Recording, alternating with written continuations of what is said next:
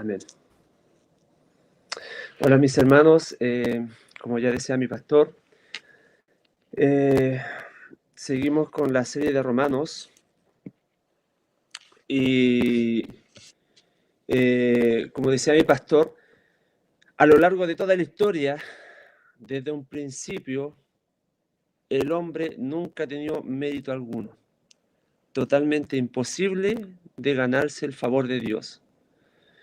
Y vemos evidencias claras de la maldad del hombre, que es una evidencia clara que nunca va a ser justo. Y lo podemos ver en el mismo ejemplo de David que vamos a ver en esta predicación. Nunca el hombre va a poder ganarse el favor de Dios por sus méritos o por sus obras. Lo invito, mis hermanos, a que busquemos la palabra del Señor en el libro de Romanos, capítulo 4, del versículo 6 al 8.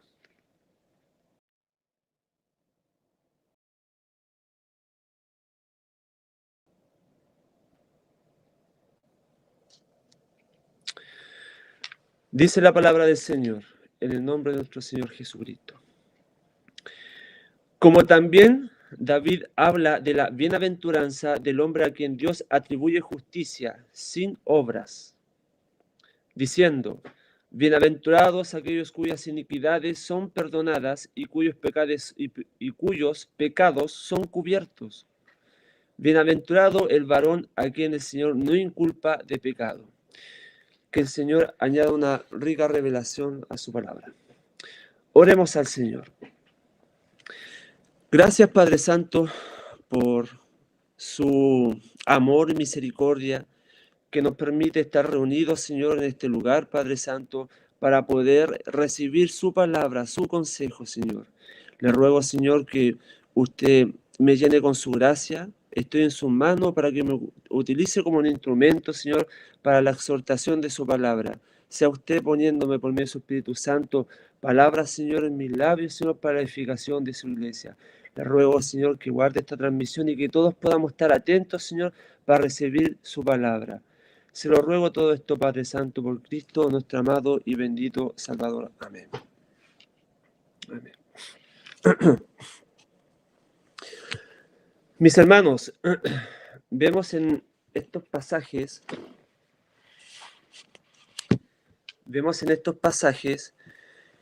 que el contexto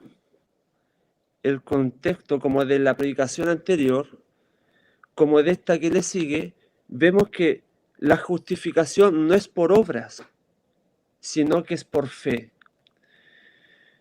En este caso, en estos versículos que nosotros acabamos de leer,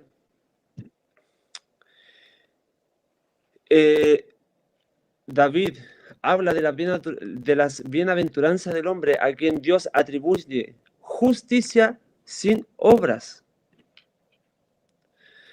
Y aquí describe la felicidad que lleva a ser justificado sin el esfuerzo humano, sin los méritos humanos. Consideremos consideremos, mis hermanos, que en estos pasajes se toma el ejemplo de David.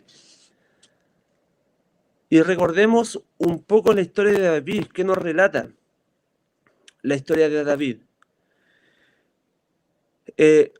Primero aquí vemos que hay una felicidad, un gozo, porque se atribuye la justicia de Dios, pero sin unos méritos humanos.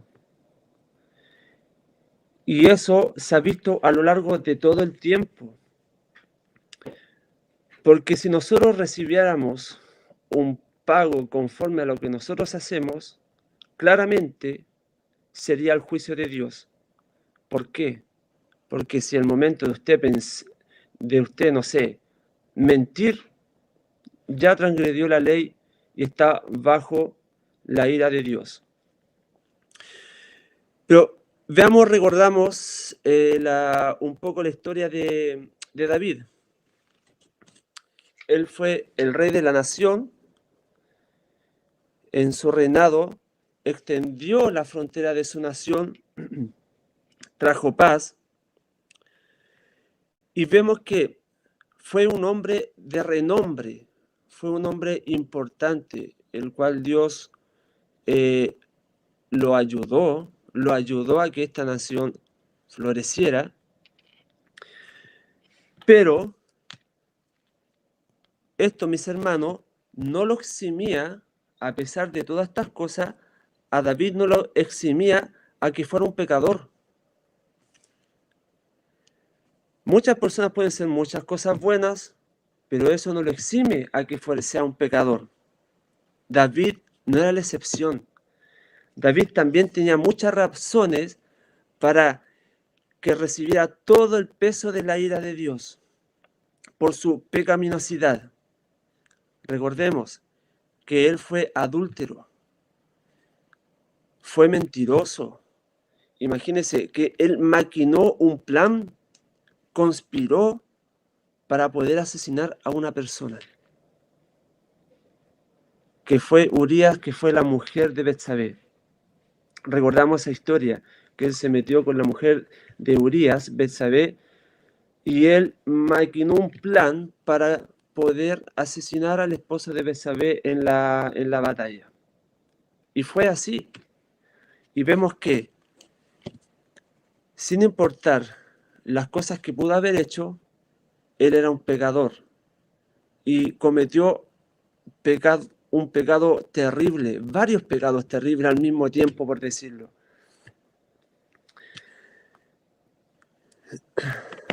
Vemos que este pecado le pesó después en su corazón, le pesó todo lo que había hecho. Vemos que este pecado le trajo angustia y su conciencia no lo dejaba tranquilo. Y esto lo podemos ver claramente en el Salmo 32, versículo 3 al 5, que nos dice, esta es la versión NTV: mientras me negué a confesar mi pecado, mi cuerpo se consumió y gemía todo el día y noche. Tu mano de disciplina pesaba sobre mí y mi fuerza se evaporó como agua al calor del verano. Finalmente te confesé todos mis pecados y ya no intenté ocultar mi culpa. Me dije, le confesaré mis rebeliones al Señor y tú me perdonaste. Toda mi culpa desapareció.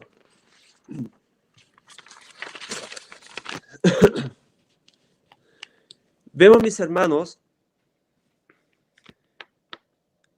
viendo estos pasajes que leímos, luego que David confesó sus pecados, descansó en el Señor. Vemos que descansó en el Señor, se liberó de esa culpa al saber que sus pecados habían sido perdonados. Y esto lo vemos en los versículos que acabamos de leer, que son los versículos del Romanos 4, 7, 8, que son los mismos versículos del Salmo 32, el 1 y el 2, que nos dice, bienaventurados aquellas cuyas iniquidades son perdonadas y cuyos pecados son cubiertos. Bienaventurado el varón a quien el Señor no inculpa de pecado. Vemos que él sí pudo descansar al ver estos versículos de cómo él los relató al decir bienaventurados, o sea, felices aquellos cuyas iniquidades son perdonadas. Aquí podemos destacar algo. Aquí podemos ver que David sí pudo comprender que Dios no le atribuía justicia por medio de las obras. Mis hermanos, David, al leer estos pasajes, vemos que él estaba consciente del terrible pecado que había cometido, pero a la vez estaba consciente de que Dios lo había perdonado. Y esta misericordia, mis hermanos, ¿qué le trajo? Le trajo gozo y felicidad. ¿Por qué? Porque el Señor no tomaría en cuenta su pecado. No lo tomaría en cuenta para condenarlo. Hay que destacar esto, no lo tomaría en cuenta su pecado para condenarlo. Mis hermanos, esto no quiere decir que Dios no aborrezca el pecado. Dios sí aborrece el pecado de cada uno de nosotros. Desde mi pastor hasta yo, ustedes, todos los que estamos aquí presentes, todas las personas, toda la humanidad, mis hermanos, es pecadora y comete pecado. Aunque nosotros seamos cristianos, cometemos pecado. Y eso, mis hermanos, Dios los aborrece. Dios no le gusta el pecado. Dios no tolera el pecado, mis hermanos. Pero sí hay que destacar algo, que en los hijos de Dios, Dios no tomaría en cuenta el pecado para condenarlo.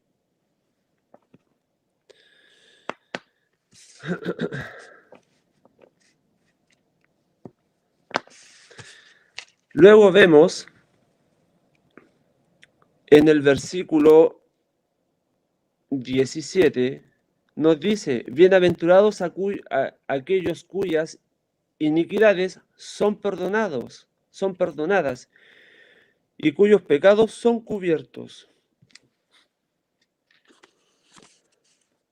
Vemos aquí, como le había dicho, que Pablo hace referencia al Salmo 32, refiriéndose como bienaventurados.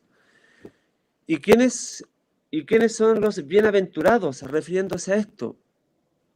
Mis hermanos, son todas las personas que gozan de la bendición del perdón. Son todos aquellos que el Señor ha elegido y en el cual han creído en Jesús. Mis hermanos, nosotros ya lo sabemos, que las obras no sirven para alcanzar el perdón. Nunca han servido para alcanzar el perdón las obras. Y esto lo deja claro la historia de David, que sus iniquidades eran evidentes, mis hermanos. Sus iniquidades eran evidentes. Él era inclinado al mal y aún así el Señor tuvo misericordia de él. Eso lo podemos ver claramente y eso él lo pudo comprender. Pudo entender, mis hermanos, que claramente sus obras eran malas por todo lo que había cometido y lo que había hecho. Pero él sí sentía gozo de que eso no lo iba a condenar gracias a Dios. Vemos que nos habla de iniquidades. ¿Qué quiere decir esto, mis hermanos? Nos dice, bienaventurados aquellos cuyas iniquidades son perdonadas, perdón. ¿Y qué se refiere con esto, con las iniquidades?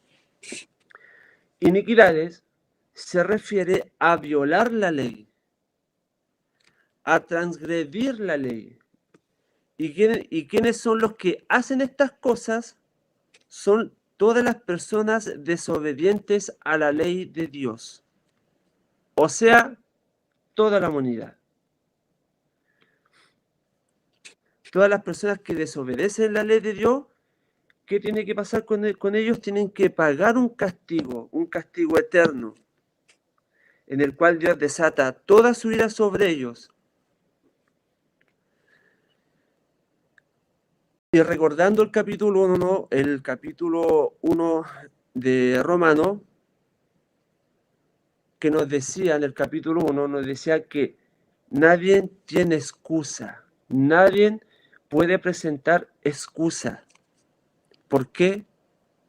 Porque todos estamos conscientes de las cosas que hacemos y estamos conscientes que somos transgresores de la ley, que nosotros violamos la ley y que no consideramos a Dios y que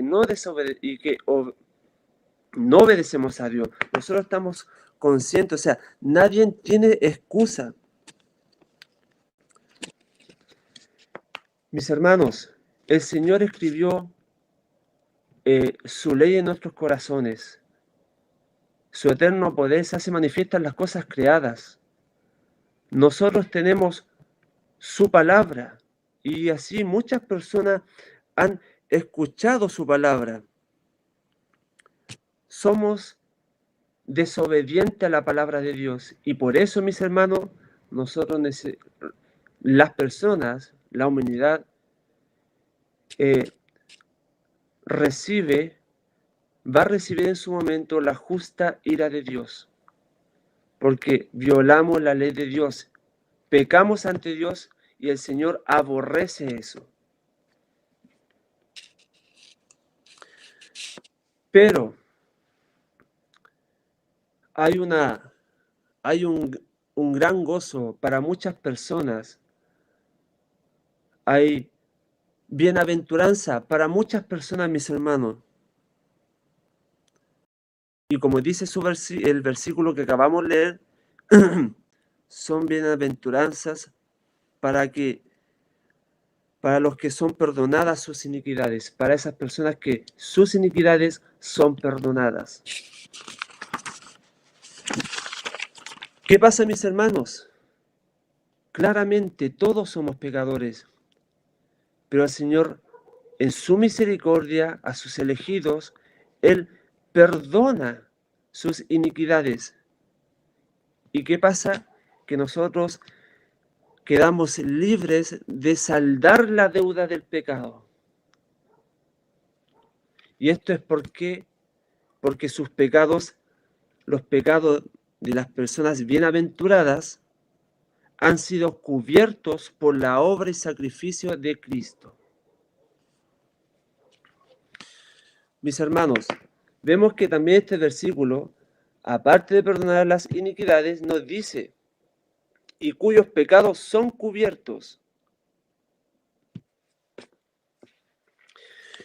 ¿Qué quiere decir esto? Con cubrir los pecados. Cubierto significa poner algo sobre una cosa, de modo que esa cosa no se pueda ver. Esa es la idea. Que cubrir los pecados. Cubierto significa poner algo sobre una cosa, de modo que esa cosa no se pueda ver. Esa es la idea. Un ejemplo, tomo una manta, con la manta no se cubre un mueble, no vamos a poder ver el mueble. Mis hermanos, hasta antes del sacrificio de Cristo, los pecados eran cubiertos. Como lo dice acá, vemos que estamos en el Nuevo Testamento, pero esta cita es sacada del Antiguo Testamento. Y como le decía, que hasta antes del sacrificio de Cristo los pecados eran cubiertos, pasándolo Dios por alto, como nos dice en el capítulo 3, versículo 25, que nos dice...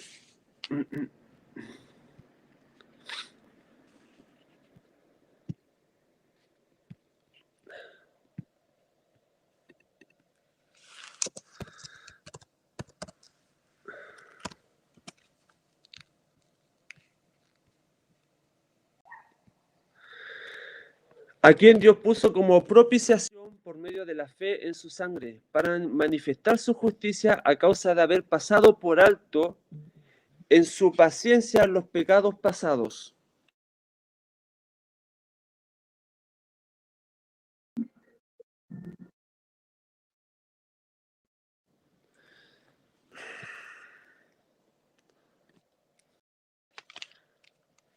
Mis hermanos, como le estaba diciendo, que hasta antes del sacrificio de Cristo, los pecados eran cubiertos, pasándolo Dios por alto, como nos decía este pasaje que acabamos de leer. Y esto era hasta que se concretara el sacrificio de Cristo. O sea, hasta antes del sacrificio de Cristo, los pecados eran cubiertos. ¿Y por qué? ¿Por qué se decía de esa forma? Porque todavía no se concretaba el sacrificio de Cristo. Pero después del sacrificio de Cristo en la cruz, los pecados ya no eran cubiertos, sino que eran llevados o quitados. Y esto lo dice Juan el Bautista en el Evangelio de Juan, capítulo 1, 29, que nos dice: el siguiente día vio Juan a Jesús que venía a él y dijo: he aquí el Cordero de Dios que quita el pecado del mundo.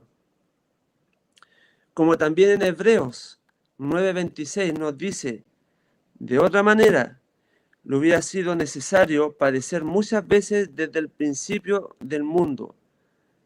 Pero ahora, en la consumación de los siglos, se presentó una vez más para siempre por el sacrificio de sí mismo, para quitar de en medio el pecado. Mis hermanos, lo que quiero decir, que ahora, después del sacrificio de Cristo, nuestros pecados son quitados.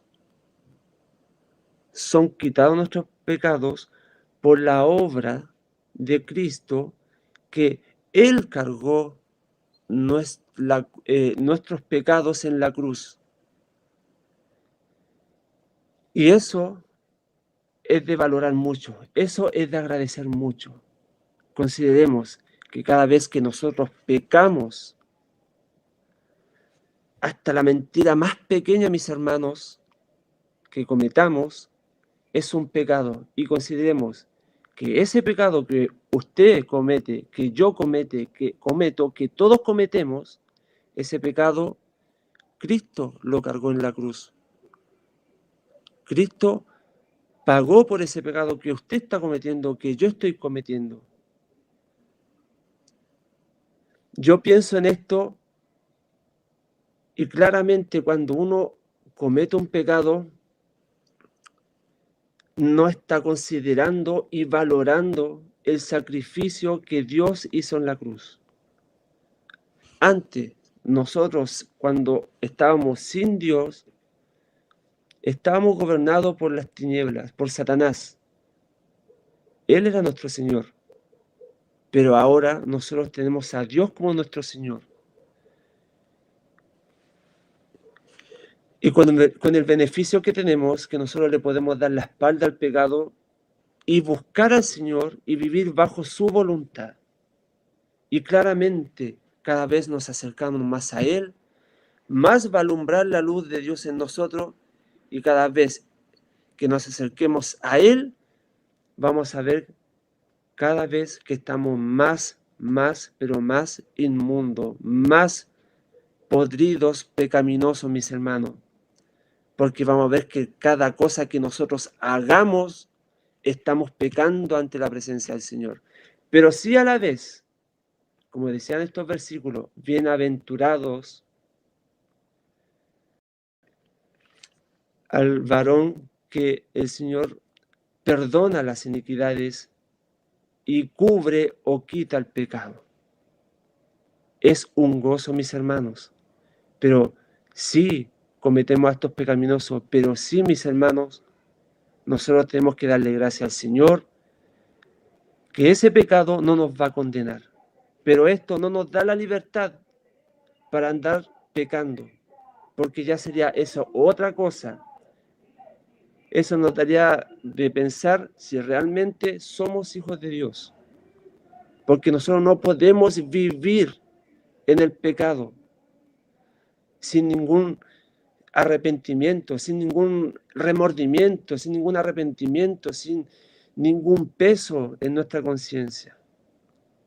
Pero vemos a David, que su corazón se afligió, su conciencia no lo dejó tranquilo, y fue a pedir perdón a Dios, y Dios lo perdonó. Y vemos que produjo produjo un gran gozo en su vida. Luego vemos en el versículo 8, nos dice: bienaventurado el varón a quien el Señor no inculpa de pecado. Mis hermanos,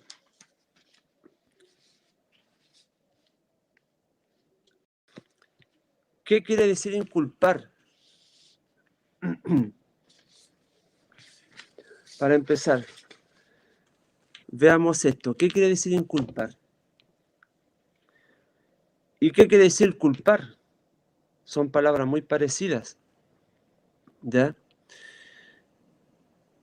Inculpar, este término se ocupa normalmente en un lenguaje legal, ¿ya? Un ejemplo: el juez inculpa a una persona por cometer un delito. Pasó la luz roja. Claro, pero nosotros podemos decir, una persona pasó en su vehículo la luz roja. Yo le puedo decir, esa persona es culpable. Fue culpable, pasó por la luz roja, eso no lo tenía que hacer. Es culpable de cometer esa infracción. Pero el juez le va a decir, esta persona la va a inculpar a esa persona por el delito de haber pasado esa luz roja. Esa es como la idea. Y aquí dice, bienaventurado el varón a quien el Señor no inculpa de pecado. Mis hermanos,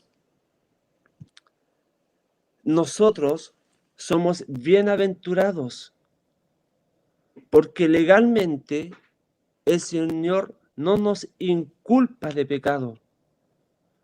¿Qué quiere decir? Que legalmente nuestro pecado no nos va a condenar. Y eso nos tiene que dar una tranquilidad y un gozo, porque nuestro pecado, el que cometimos ayer, el que estamos cometiendo ahora seguramente, el que vamos a cometer mañana, ese pecado que nosotros cometemos a nosotros no nos va a inculpar. O sea, qué felicidad, qué gozo si uno lo piensa. Ese pecado a nosotros no nos va a condenar en el tribunal.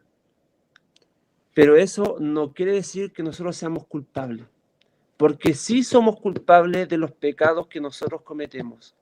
Sí somos culpables. Como David cometió unos pecados pero terribles.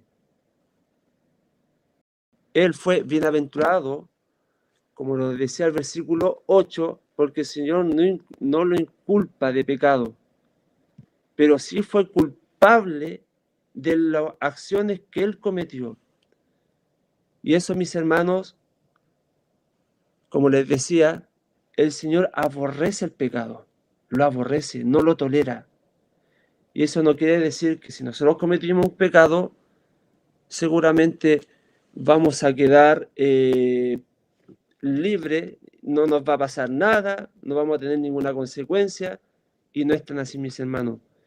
Cada cosa, cada acto que nosotros cometamos de desobediencia o violar la ley de Dios, todo esto acarrea a nosotros, acarrea consecuencias. Y a veces son consecuencias graves. Son consecuencias que en este escenario terrenal, esas consecuencias, a veces dependiendo de las decisiones erróneas que tomamos, traen consecuencias a nuestro entorno, a nuestra vida, mis hermanos. Si ese pecado no nos va a condenar, pero sí trae consecuencias. Y lo podemos ver en David. ¿Qué le pasó a la familia de David? ¿Cuántos hijos perdió por el pecado que cometió con ese hombre, con ese adulterio, con ese asesinato? Vemos que David sí recibió un castigo a causa de eso. Pero sí, él estaba consciente que ese pecado ya no lo iba a condenar, porque el Señor lo había perdonado. Que el Señor tenga misericordia de nosotros. Nosotros no tenemos la libertad para pecar porque somos hijos de Dios. A veces sí lo vamos a hacer, vamos a caer. No a veces, por lo general, pero a veces hay pecados que son muy aberrantes, por decirlo. Muchas veces pueden traer consecuencias a nuestra vida. Que el Señor tenga misericordia, pero el Señor es tan misericordioso que si nosotros confesamos nuestros pecados, el Señor nos va a perdonar. No nos justifiquemos, no nos justifiquemos cuando cometamos pecado, porque no hay justificación. Lo cometemos nosotros, mis hermanos, y no hay justificación. ¿Qué tenemos que hacer nosotros? Humillarnos al Señor y decirle: Señor, soy pecador. El Señor sí lo sabe. El Señor sabe todas las cosas que nosotros hacemos, todo. Pero Él espera que nosotros nos arrodillemos, nos humillemos y le digamos: Señor, soy pecador. Estas son las cosas aberrantes que hago yo, mi Señor. Y reconocer que le necesitamos. Con esto nosotros estamos diciendo: Señor, te necesitamos, porque yo no puedo. Necesito de usted, de su fuerza. Soy un pecador, ayúdeme, Señor. Mis hermanos, que el Señor tenga misericordia de nosotros. Y podamos, mis hermanos, agradecerle al Señor por todo este beneficio que nos trae. Él nos justificó, mis hermanos.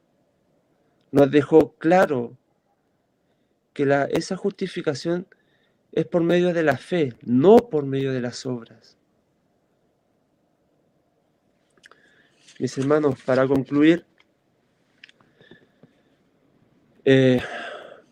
vemos la grande obra que hizo Dios en la cruz.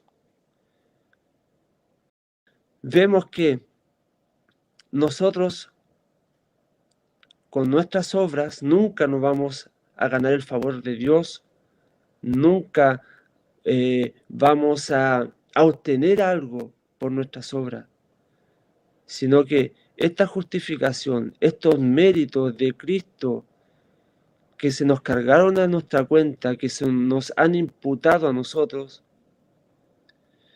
y que esto nos declara justo, es solamente por los méritos de Cristo, mis hermanos.